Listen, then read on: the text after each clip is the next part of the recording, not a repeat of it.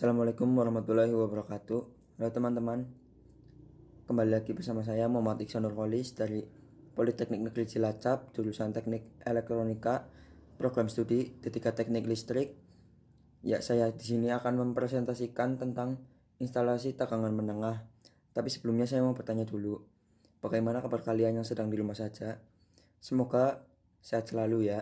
Jangan lupa jaga kebersihan badan dan lingkungan kalian. Dan tetap patuhi anjuran pemerintah untuk tetap di rumah untuk memutus rantai penyakit COVID-19 ini. Ya, langsung saja, ini instalasi tegangan menengah. Proses penyaluran tegangan listrik dari gardu induk sampai ke konsumen atau pelanggan. Ada sistem penyaluran tenaga listrik dari pembangkit, distribusi, transmisi, lalu instalasi atau konsumen.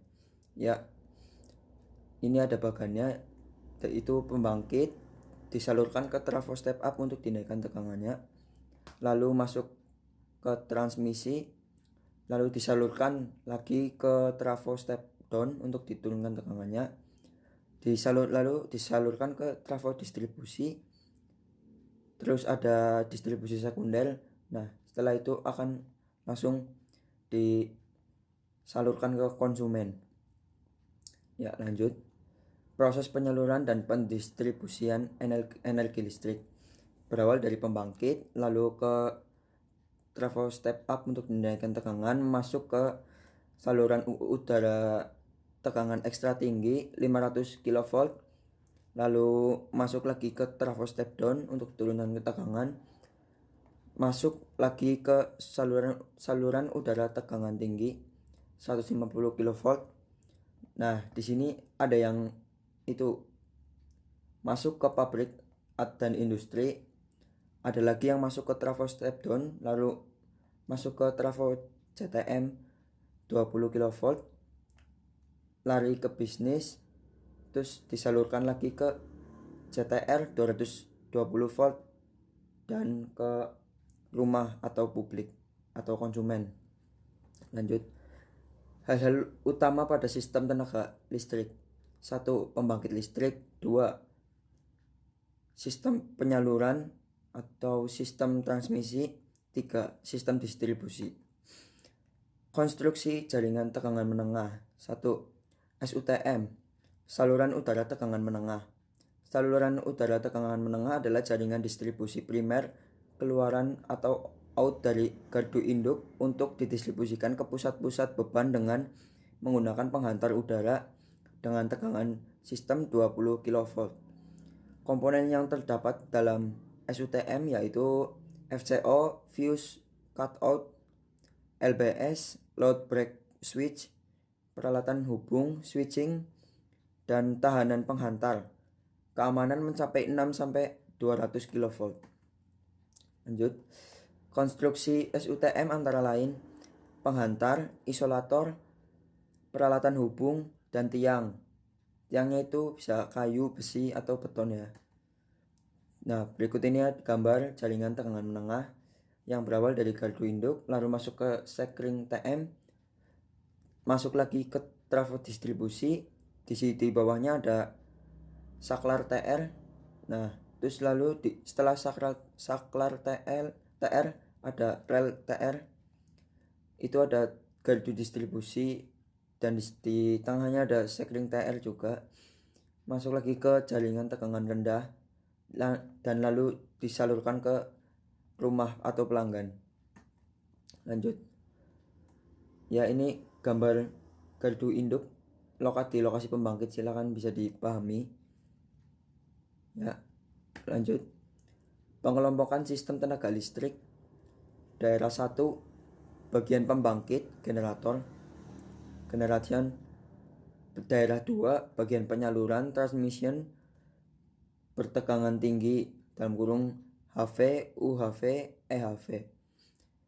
Daerah 3, bagian distribusi primer, bertegangan menengah 6 atau 20 kV. Daerah 4, di dalam bangunan pada beban atau konsumen, instalasi bertegangan rendah. Lanjut, ruang lingkup jaringan distribusi. 1. SUTM terdiri dari tiang dan peralatan kelengkapannya, konduktor dan peralatan perlengkapannya, serta peralatan pengaman dan pemutus. SKTM terdiri dari kabel tanah, indoor dan outdoor, termination, dan lain-lain.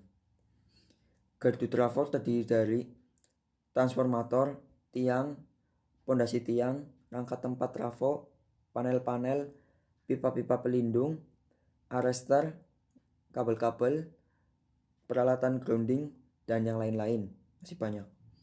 SUTR dan SKTR terdiri dari sama dengan perlengkapan atau material pada SUTM dan SKTM, yang membedakan hanya dimensinya. Klasifikasi menurut nilai tegangannya.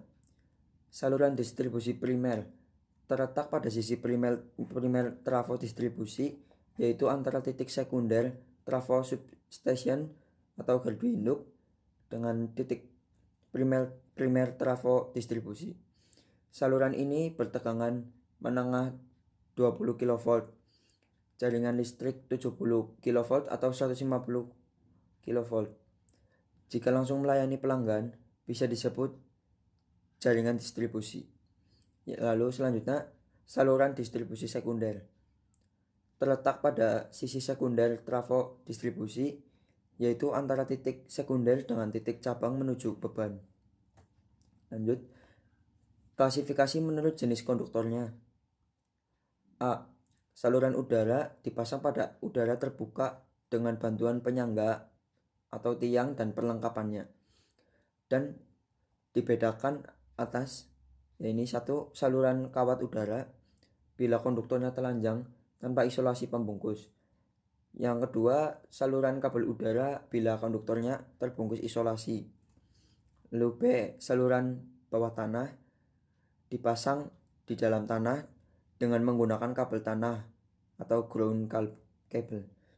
Yang tiga, saluran bawah laut dipasang di dasar laut dengan menggunakan kabel laut, submarine cable. Ya, lalu lanjut lagi ke andalan dan kontinuitas pelayanan konsumen tegangan menengah 20 kV. 1. Jarak aman minimal antara fasa dengan lingkungan. 2. Jarak aman minimal antara fasa dengan tanah. 3. Tahanan isolasi jika menggunakan kabel udara pilin. 4. Kabel bawah tanah. 5.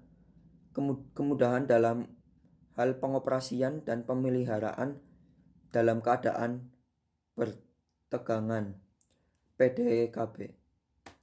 Ya, mungkin ini materi dari instalasi tegangan menengah. Ya, terima kasih.